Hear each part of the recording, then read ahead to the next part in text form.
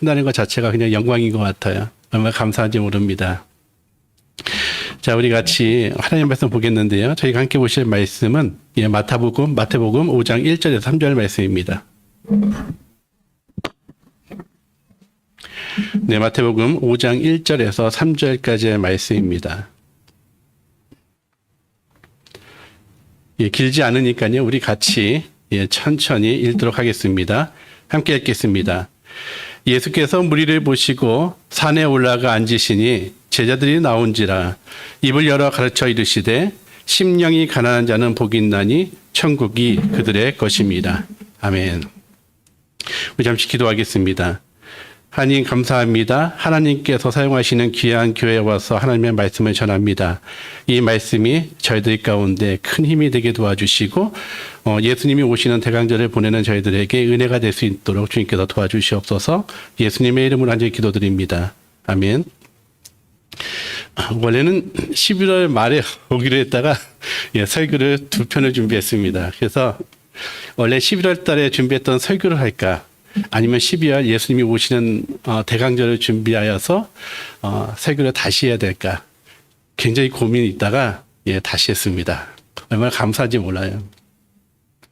빌립보서 2장 5절에서 8절 말씀을 보면 이런 말씀이 있죠. 너희 안에 이 마음을 품으라. 이 말씀이 저한테 오는 거예요. 너희 안에 이 마음을 품으라. 이 마음이 무엇일까? 그 그리스도 예수의 마음이니 그는 근본 하나님의 본체이시나 하나님과 동등됨을 취할 것으로 여기지 아니하시고 오히려 자기를 비워 종의 형체를 가지사 사람들과 같이 되셨고 사람의 모양으로 나타나사 자기를 낮추시고 죽기까지 복종하셨으니 십자가에 죽으십니다. 이걸 보면서 이게 우리가 가져야 되는 마음이구나라는 생각을 해봤습니다. 그러면서 준비한 말씀이 바로 오늘 말씀이에요. 심령이 가난한 자는 복이 있나니. 이것이 바로 예수님께서 우리에게 말씀하셨던 그 마음이 아닐까? 최소한 우리 대강절을 보내면서 우리에게 이런 마음이 있어야 되지 않을까라는 생각을 해봤습니다. 오늘날 사람들이 저마다 다른 삶을 살고 있지만 사람들이 이 땅에서 수고하고 인내하면서 땀을 흘리는 이유는 바로 삶 속에서 행복하고 복된 삶을 누리기 위해서지요. 이것을 위해서 지금껏 저희들이 애쓰고 노력하고 있습니다. 그렇다면 여러분 삶 속에서 진정한 행복이 어디에 있다고 생각하십니까? 어떤 삶이 진정한 복된 삶일까요? 여러분 생각해 보신 적 있으십니까? 오늘 저희들이 읽은 본문을 보게 되면 예수님께서 작정하시고 복 있는 삶이 어떠한 삶인지에 대해서 말씀하는 부분이 기록되고 있습니다. 그것이 마태복음 5장에 나오는 팔복에 관한 말씀입니다. 마태복음 5장에서 7장까지의 말씀을 보면 예수님께서 자신을 따르는 사람들에게 어떻게 살아야 될 것인지에 대해서 말씀하세요. 그리스도의 삶의 원리를 직접 예수님께서 가르쳐 주십니다. 그래서 저희들이 이것을 산상수훈이라고 이야기해요. 그리고 이 산상수훈의 서론에 해당하는 부분이 바로 팔복에 대한 말씀입니다. 따라서 저희들이 오늘 나누는 본문의 그리스도의 삶에 대해서 우리가 가장 기본적이고 근간이 되는 이 말씀을 읽으면서 우리가 살아가야 됩니다. 이것이 바로 예수님께서 저와 여러분들에게 직접 가르쳐 주신 말씀이에요. 특별히 오늘 본문을 보게 되면 예수님께서 복이 있나니라는 말씀을 8번 반복하는 이 팔복의 말씀을 보게 됩니다. 우리는 오늘 첫 번째만 읽었지만요, 쭉 읽게 되면 8번이나 예수님께서 반복했어요. 그래서 사람들이 이 말씀을 가리켜 팔복이라고 이야기합니다. 그리고 이 팔복의 핵심이 복이라고 생각해요. 그러나 여러분이 조금만 이 말씀을 주의 깊게 읽다 보게 되면요, 예수님이 강조하시는 것이 복이 있나니라는 것이 아니라는 것을 알 수 있습니다. 복이 아니라 그 앞에 나오고 있는 예수님을 따르는 사람들의 8가지 성품에 있다는 것을 알 수 있어요. 가난한 마음, 애통하는 마음, 온유한 마음, 의에 줄이고 목마른 마음, 긍휼히 여기는 마음, 청결한 마음, 화평케 하는 마음, 의를 위하여 박해를 받는 마음입니다. 복 있는 삶이 어떤 삶일까요? 이러한 8가지 성품들이 있는 사람들의 이야기예요. 그래서 저는 여러분과 함께 오늘 본문을 통해서 복 있는 사람이 어떤 사람인가에 대해서 살펴보기 원합니다. 그러면 가장 먼저 예수님이 팔복을 말씀하고 계시는데 그렇다면 이 팔복에 나온 복은 무엇일까요? 어떤 의미일까요? 이것을 이해할 필요가 있습니다. 오늘 본문에서 복이 있나니라는 이 말은요, 영어는 blessed입니다. 헬라어로는요, 마카리오스라고 이야기해요. 마카리오스라는 이 헬라어 단어는요, 키프로스라는 한 섬의 이름에서 유래된 단어입니다. 이 키프로스의 섬은요, 지중해, 이러면 지중해 하면 굉장히 아름답고 에메랄드빛의 바다가 보이는 그런 곳이죠. 터키 아래에 위치되어 있는 세계적으로 가장 유명한 휴양지 중에 하나입니다. 성경에서 이 섬의 이름을 구브로라고 이야기해요. 초대교회 성령이 충만했던 그 위로의 사람인 바나바가 바로 이곳에서 태어났죠. 그리고 사도 바울이 선교를 위해서 2번이나 방문한 곳이기도 합니다. 원래 이곳은 그리스도 사람들이 이야기할 때 행복의 섬이라는 이름을 가진 마카리아라고 이름을 불렀던 섬입니다. 왜냐하면 이곳의 사람들은요, 자신들이 살고 있는 이 섬이 너무나도 아름답고 비옥하고 풍요로웠기 때문에 행복을 찾아서 다른 곳으로 나갈 필요가 없었다라고 그들은 믿었기 때문에 그렇습니다. 그 섬에 있는 것만으로도 충분히 행복했기 때문에 그래요. 그래서 사람들이 이 섬의 이름을 마카리아, 행복의 섬이라고 불렀고, 이 섬에서 유래된 말이 마카리오스, 오늘 우리가 읽었던 헬라어 복이 있나니라는 말이 된 것입니다.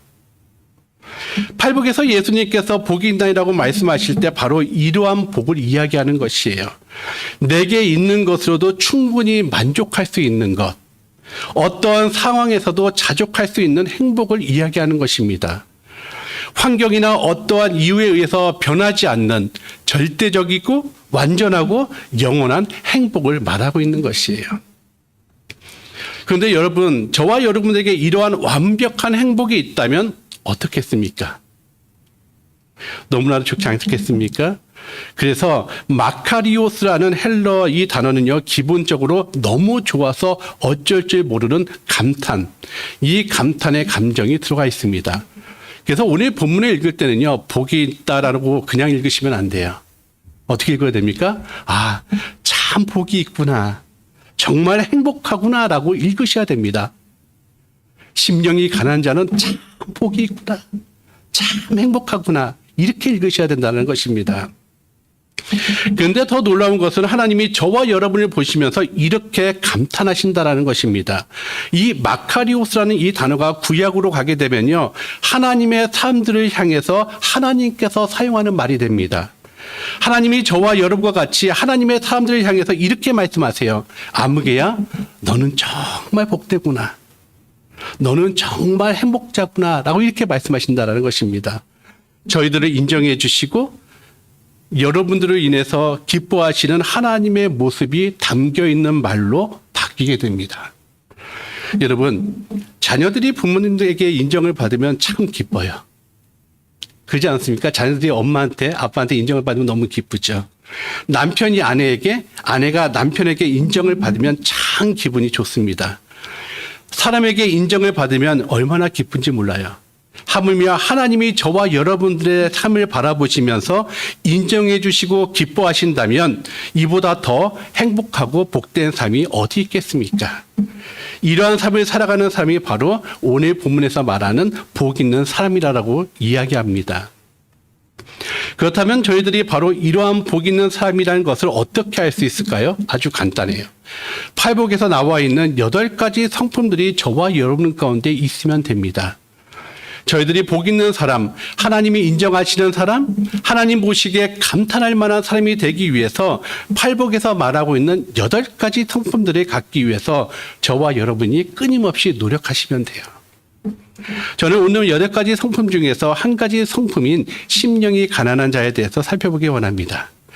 하늘의 모든 영광을 버리고 천하기 천한 이 땅에 오신 예수님, 그 예수님 오시는 대강절에 어쩌면 가장 잘 맞는 말씀이라고 생각했습니다. 그렇다면 예수님은 심령이 가난한 자는 복이 있다는 말씀을 하셨는데, 그러면 심령이 가난하다는 말은 무슨 뜻일까요? 심령이 가난하다. 보통 사람들은 가난하다는 말을 생각하면 물질적인 가난을 이야기합니다. 그러나 만약 예수님께서 말씀하시는 가난이 단지 물질적인 가난이었다면 어떻게 되겠습니까? 아마 저와 여러분들은 천국을 소유하기 위해서 가난해지려고 노력하셔야 돼요. 그렇지 않습니까? 그리스도인들에게 가장 불행한 것은 무엇이에요? 예, 많은 것을 갖는 것입니다. 이것만큼 큰 비극이 없어요. 가장 슬픈 일이죠. 저와 여러분들에게 가장 악한 일은 무엇이 될까요? 예, 가난해가지고 천국을 소유한 그들에게 물질을 나누어주고 구제하는 일이 될 것입니다. 그러면서 우리는 길을 가다가 노숙자를 만나게 되면 그들이 너무나도 부러울 거예요. 교회가 성도들을 위해서 할 일이 무엇입니까?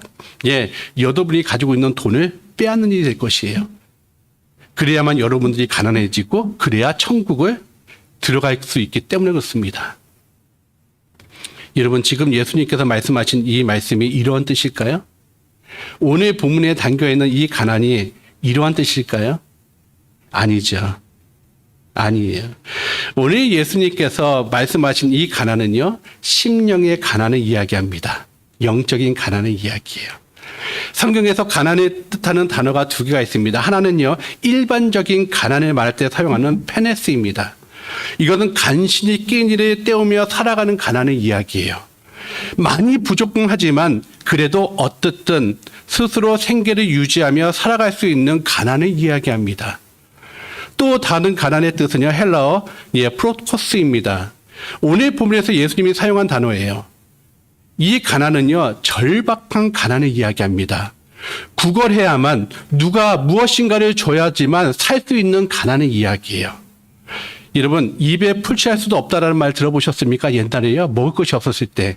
예, 전적으로 다른 사람의 도움이 없이는 혼자서는 도저히 살아갈 수 없는 절대적인 가난을 이야기할 때 사용하는 단어입니다. 그런데 오늘 예수님께서 이러한 가난에, 절대적인 가난에 영적인 의미를 더해서 심령이 가난한 자에 대해서 말씀하고 계세요.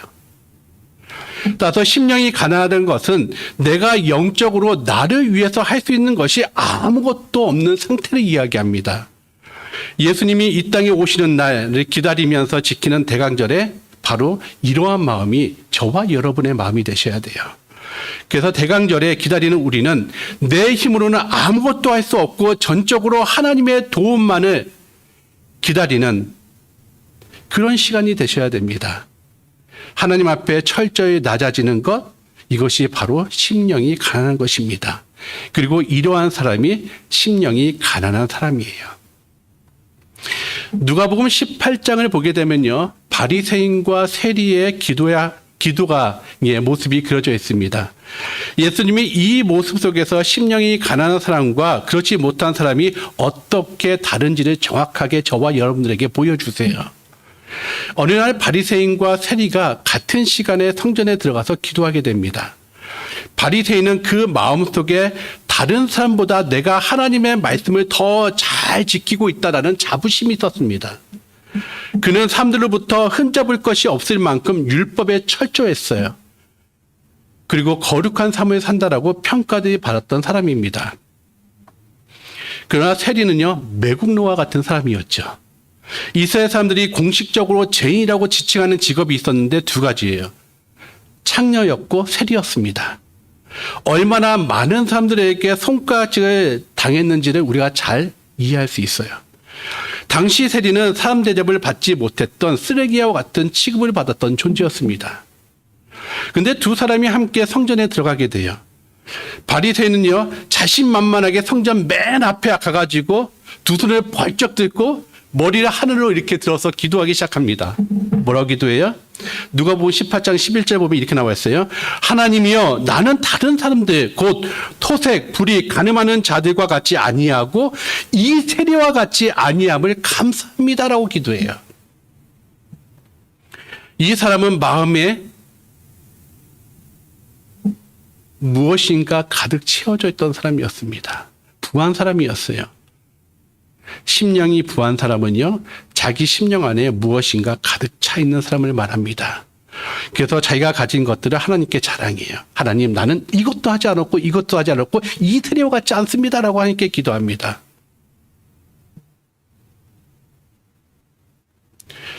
나는 내 스스로 모든 것을 할 수 있습니다라고 이야기해요.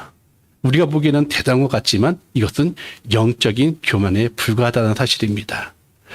하지만 세리는 감히 하나님 앞에 나왔지만 성전 앞자리까지 갈 수 없었어요. 자신이 성전 앞자리 가는 것을 엄두조차 내지 않았습니다.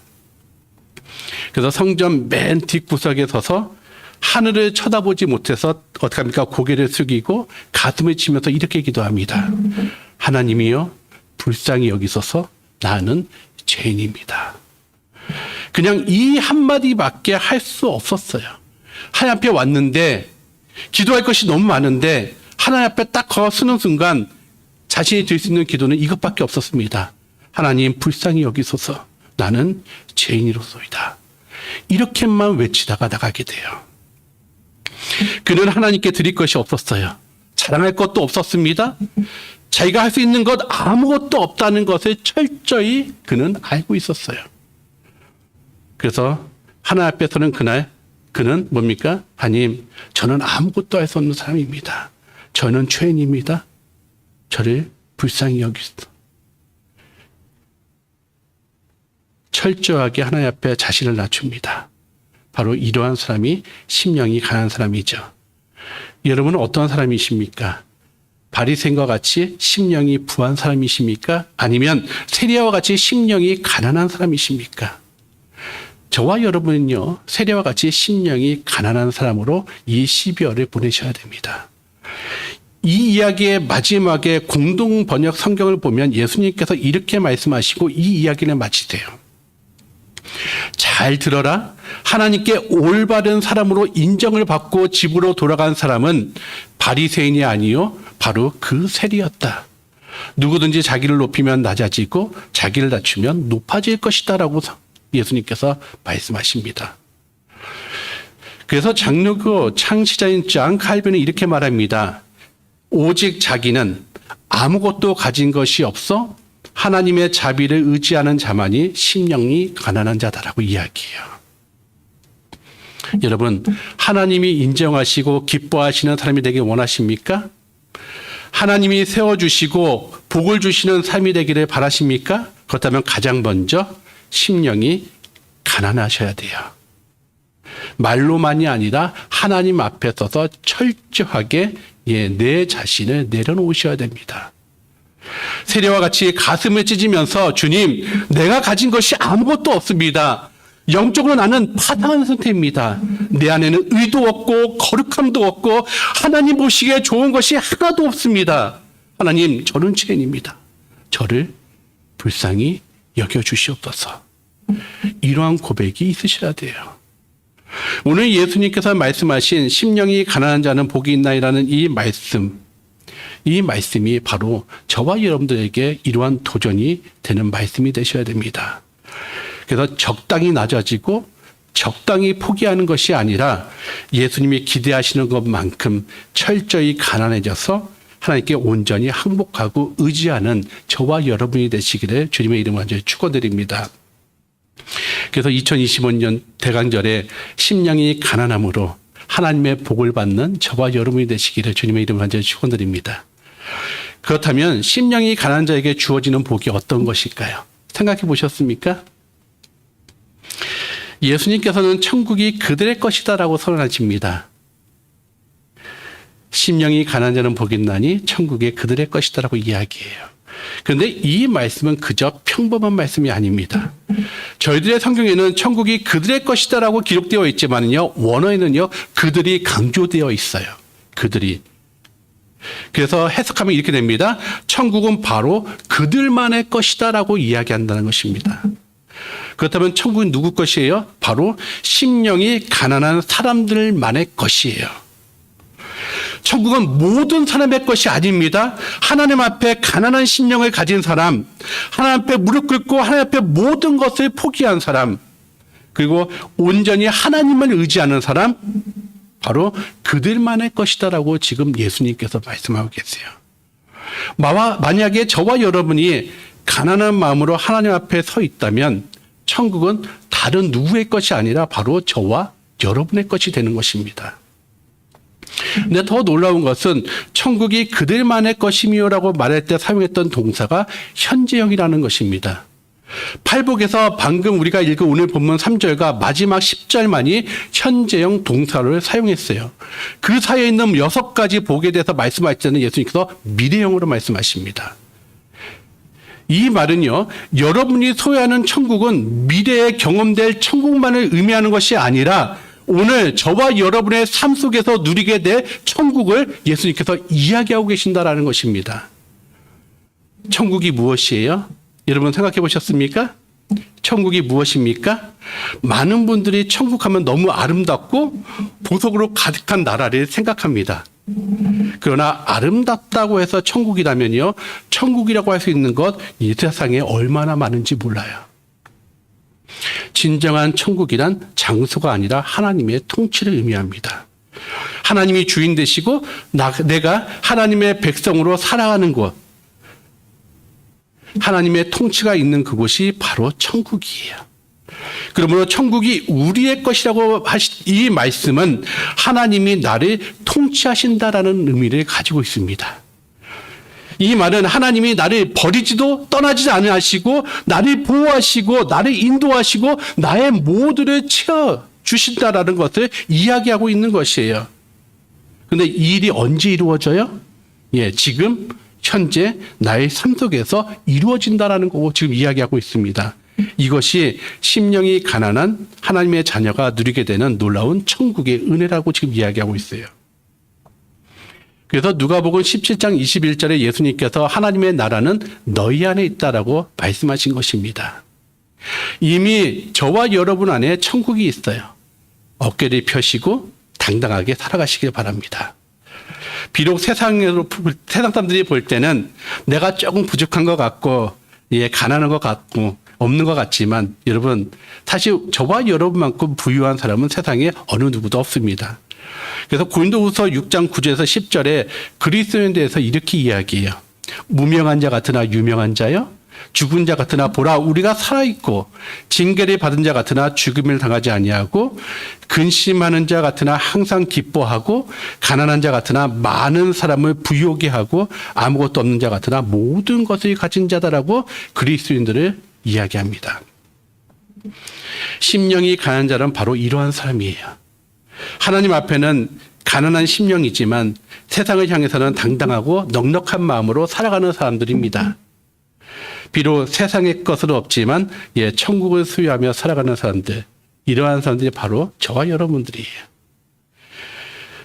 저는 오늘 이 자리에 앉아 계시는 저와 여러분 모두가 대강절을 맞이하여서 하나님의 천국을 경험하는 넉넉한 삶을 살아가시는 축복이 있기를 바랍니다. 결론을 맺겠습니다. 여러분, 왜 예수님께서 복이 있는 사람의 8가지 성품에 대해서 말씀하시면서 가장 먼저 심령이 가난한 자에 대해서 말씀하셨을까요?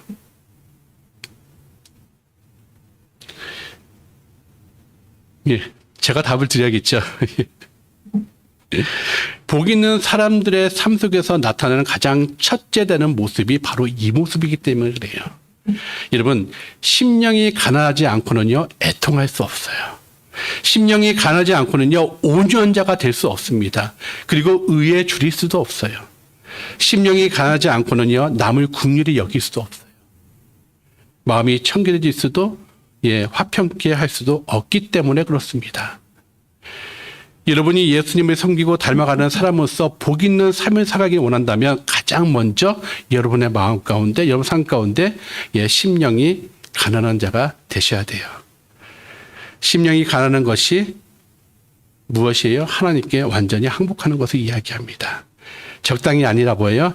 하나님이 아니면 나는 도저히 살 수 없습니다. 라고 철저하게 항복하고 낮아지는 것을 이야기해요. 저희들이 잘 알고 있는 찬송가가 있죠. 50장입니다. 교회에서 제일 많이 사용할 때 언제 사용해요? 헌금송으로 많이 사용합니다. 이 제목은요, 내게 있는 모든 것을이에요. 그 찬양을 믿습니다. 내게 있는 모든 것을 아낌없이 드리네. 사랑하고 의지하며 주만 따라 살리라. 주께 드리네. 주께 드리네. 사랑하는 구주 앞에 모두 드리네. 저희들은 예배 시간에 한국에 있을 때 이 찬송을 부르면서 저희들이 열심히 일해서 얻은 소득의 일부분을 하나님께 드렸어요. 하나님께서 건강을 주시고 직장을 주시고 물질 얻는 힘을 주시고 그래서 얻은 소득의 일부분을 하나님께 귀한 마음으로 드렸습니다. 그러나 이 찬송의 가사는 헌금성으로 불리는 그런 가사가 아니에요. 우리말로는요, 주께 드리네라고 말이 되어 있지만요, 원래 가사는요, I surrender all to you, my savior입니다. 여기서 surrender이라는 이 말이 무슨 뜻이에요? 항복합니다, 포기합니다라는 뜻이에요. 따라서 저와 여러분들이 이 찬송을 부른다는 것은 하나님, 나의 물질뿐만 아니라 나의 생명, 나의 모든 전부를 주님 앞에 드리겠습니다라는 이 말이 포함되어 있어야 된다는 것입니다. 나의 구세주이신 하나님께 나의 모든 것을 포기합니다. 저는 완전히 하나님 앞에 항복합니다라고 선언하는 것이에요. 바로 이러한 고백이 있는 사람이 심령이 가난한 사람입니다. 우리 모두 하나님 앞에 나의 모든 것을 포기합니다. 저는 완전히 하나님 앞에 항복합니다. 나는 심령이 가난한 사람입니다. 나를 불쌍히 여기시고 나를 도와주시옵소서. 하나님이 아니면 나는 아무것도 할 수 없습니다. 예수님이 오시는 대강절에 저와 여러분의 모습이 이러한 모습이 되시기를 주님의 이름으로 간절히 축원드립니다. 우리 잠시 기도하시겠습니다. 하나님, 예수님이 오시는 대강절에 저희 안에 심령이 가난한 마음을 허락하여 주시옵소서. 하나님이 아니고는 나는 아무것도 아닙니다. 하나님이 아니고는 남은 아무것도 할 수 없습니다. 하나님, 저희들을 긍휼히 여겨주시고 도와주시옵소서. 이제부터 하나님께서 저희의 삶의 주인이 되어주시고 저희들의 삶을 만져주셔서 이제부터 경험되어지는 저희들의 모든 삶이 하나님께서 저희들에게 허락하신 천국이 될 수 있도록 도와주시옵소서. 예수님의 이름으로 간절히 기도드립니다. 아멘.